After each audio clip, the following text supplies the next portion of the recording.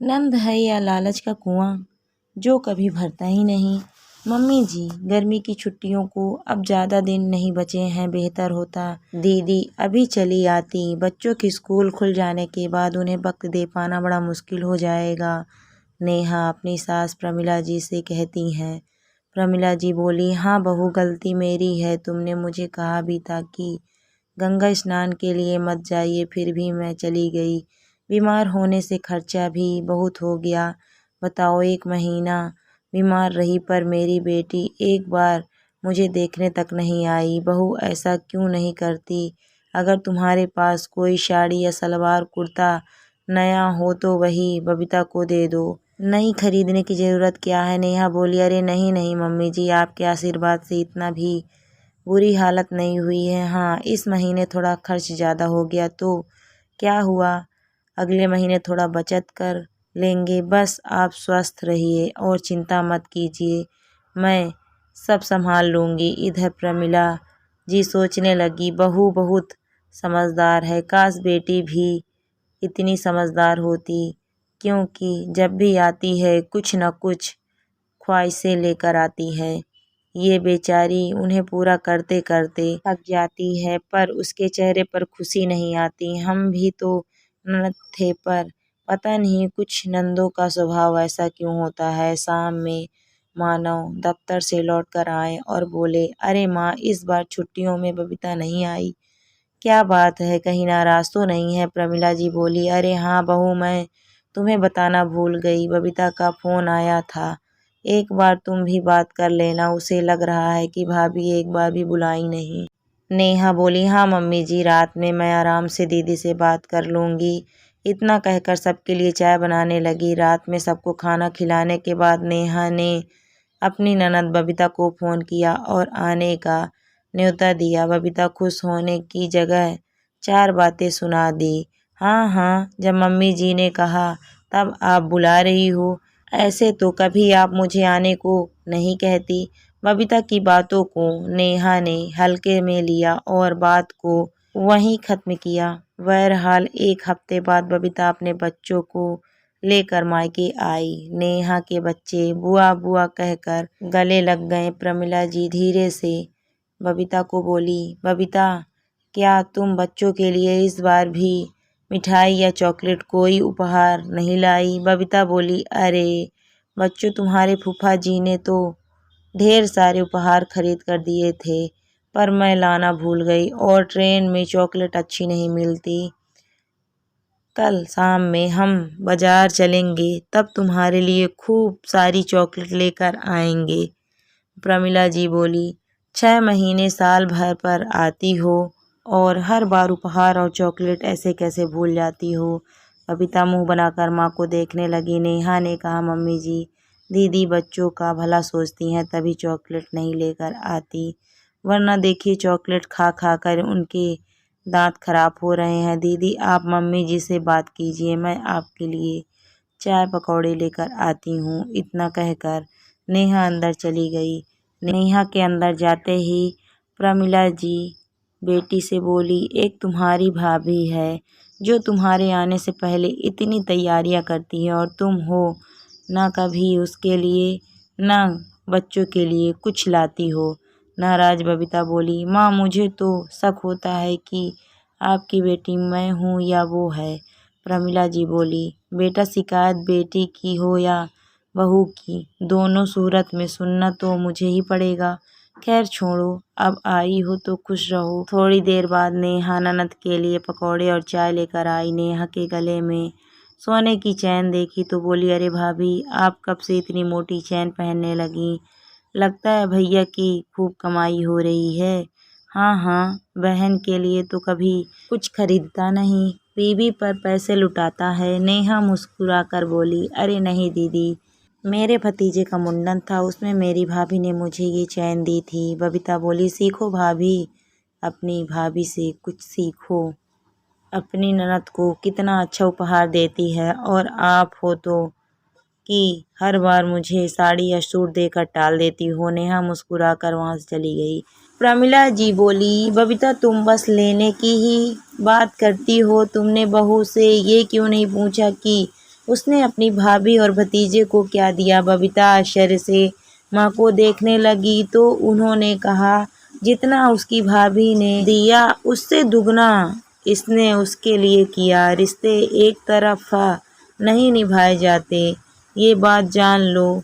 2 दिन बाद बबीता नेहा से बोली, भाभी आप मेरे रहने का इंतजाम हर बार नीचे वाले कमरे में क्यों करती हो?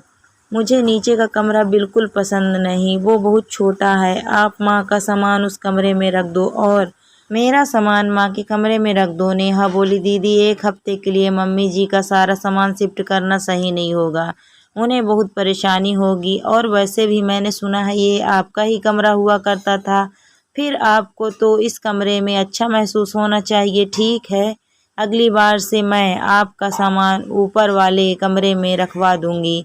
तभी प्रमिला जी आई और बोली, बबीता 1 हफ्ते के लिए आती हो, फिर क्यों अपनी भाभी को परेशान करती हो? नेहा मुस्कुराकर वहां से चली गई और दोनों माँ बेटी बात करने लगी। बबीता बोली, माँ इस बार मैं साड़ी कपड़े लेकर नहीं जाऊंगी। अगर वहाँ मेरी सास पूछेगी उपहार क्या मिला तो क्या साड़ी कपड़ा दिखाऊंगी? प्रमिला जी बोली, तो बेटा बताओ तुम्हें इस बार उपहार में क्या चाहिए? बबीता मुंह बनाते हुए बोली, माँ भाभी ने जो चैन पहनी है कहो ना वो मुझे उपहार में दे दे। प्रमिला जी बोली, वो तुम्हें कैसे दे सकती है जब वो उसके मायके से मिला है? बबीता बोली, ठीक है, अगर वो चैन नहीं दे सकती तो आप मुझे कोई सोने का जेवर उपहार में दे दीजिए, वरना अगली बार से मैं नहीं आऊंगी। इतना कहकर वो मुंह फुलाकर बैठ गई। इधर माँ बेटी दोनों की बातें नेहा के कानों में पड़ी। जब ये सारी बात नेहा ने मानव से कही तो मानव बोले, सोचने वाले और चाहने वाले को कोई नहीं रोक सकता। अब तुमसे क्या छुपा है? बबीता का मन कभी भी किसी चीज़ से भरता ही नहीं है। जितना उसके पास है उसमें वो कभी खुश रहती ही नहीं और पाने की चाहत उसकी बढ़ती ही जा रही है। ये कोई छोटी बात नहीं। नेहा से रहा नहीं गया। उसने साड़ी के साथ पायल और बिछिया खरीद कर प्रमिला जी को दिखाई। वो बोली, हाँ ठीक है बहू, वैसे भी उसके पास सोने के जेवर की कोई कमी नहीं। मुझे तो अपनी बेटी के इस व्यवहार पर शर्मिंदगी महसूस हो रही है। करीब 1 हफ्ते आ गए। बच्चे रोज बबीता को घूमने की जिद करते और बबीता कोई न कोई बात कहकर उन्हें टाल देती। एक दिन नेहा का बेटा राजू बोला, बुआ जी आपको आए हुए 1 हफ्ता हो गया, पर आपने हमें ना तो कोई खिलौना दिलवाए ना ही चॉकलेट ला कर दी। नेहा ने बेटे को आंखें दिखाया तो बबीता बोली, अब रहने भी दो भाभी, जरूर आप लोग चर्चा करती होंगी तभी तो बच्चे ऐसे कह रहे हैं। नेहा ने फिर हंसकर बात टाल दी। देखते ही देखते बबीता के जाने का समय आ गया। नेहा ने एक दिन पहले उपहार भेंट दिया। बबीता ने सबके सामने उपहार खोला और मुंह बनाते हुए बोली, ये क्या भाभी, खुद तो सोने की मोटी चैन पहनती हो और मुझे चांदी पहना रही हो। अरे देना ही था तो कम से कम सोने का पायल ही देती, यही है आपका प्यार? प्रमिला जी बोली, बेटा अब जो भी भाभी दे रही है प्यार से ले लो, वैसे भी सोने का दाम आसमान छू रहा है, अब कहाँ कोई खरीदता है। चांदी के पायल की शोभा कम नहीं होती और वैसे भी सोने का पैरों में नहीं पहनते, क्या ये बात तुम जानती नहीं हो? बबीता बोली, माँ ये सब पुरानी बातें हैं, अब तो हर कोई सोने की पायल पहनता है। भाभी को छोड़ो, आपने भी नहीं सोचा कि कुछ अच्छा उपहार दें, बस बार बार बुलाती रहती हो। आपकी बहू को आपकी इज्जत की पड़ी होती तो अपनी चैन खोल कर मुझे दे देती। ऐसे भी आपने अपने सभी जेवर भाभी को ही तो दिए हैं, मुझसे उनके जेवर छुपे हुए नहीं हैं। नेहा से आज नहीं रहा गया और वो बोल पड़ी, दीदी अच्छी बात नहीं है, आप अपने ससुराल में अकेली हैं, वहाँ का सब कुछ तो आपका ही है। मेरी या सासू माँ के गहनों पर आपकी नज़र हमेशा रहती है। मैंने ना कभी अपनी माँ या आपकी माँ की चीज़ों पर नज़र रखी, मुझे जितना मिला है मैं उसमें खुश हूँ। बबीता बोली, हाँ हाँ, सब कुछ लेने के बाद बड़ी बड़ी बातें करना तो कोई आपसे सीखे। वो तो मेरी माँ इतनी भोली है कि अपना सब कुछ आपके आते ही आपको सौंप दिया। और माँ आप अरे अगर जेवर अपने पास रखती तो कम से कम बेटी को तो देने के लिए किसी का मुंह नहीं ताकना पड़ता। नेहा बोली, दीदी आपकी नज़र जिस चैन पर है वो तो मैं आपको देने से रही, क्योंकि ये मेरे भतीजे के पहले फंक्शन का उपहार है। और एक बात, आप मम्मी जी से इस तरह से बात मत कीजिए, मुझे बिल्कुल अच्छा नहीं लगता। मैंने तो आपसे कभी शिकायत नहीं की कि आप जब भी आती हैं खाली हाथ मुंह उठाए चली आती हैं। बबीता बोली, देखा माँ, आप कहती हो आपकी बहू बहुत समझदार है। अरे आपकी बहू बहुत चालाक है। आपके सामने आपकी बेटी को 4 बातें सुना रही है और आप कुछ नहीं बोलती हैं। नेहा बोली, हर बात में आप मम्मी जी को क्यों ले आती हैं? लालच आपके मन में उठा तो हर सवाल का जवाब आप अपनी माँ से क्यों पूछती हैं? आज तक मैं रिश्तों को बचाने के लिए चुप रही, पर आपने मेरी चुप्पी का गलत फायदा उठाया, जो अब मुझे बिल्कुल बर्दाश्त नहीं होगा। प्रमिला जी बोली, बेटा अब सब कुछ तुम्हारे भाई भाभी का ही है। अगर मैं उनका विरोध करूंगी तो मेरा बुढ़ापा खराब हो जाएगा। आखिर मेरी सेवा यही लोग करते हैं। अगर ये लोग नाराज हो गए तो सोच लो, तुम्हें मेरी जिम्मेदारी उठानी पड़ेगी। क्या तुम उसके लिए तैयार हो? बबीता बोली, माँ ये कैसे बातें कर रही हो? लड़की की माँ क्या बेटी के ससुराल जाकर रहती है?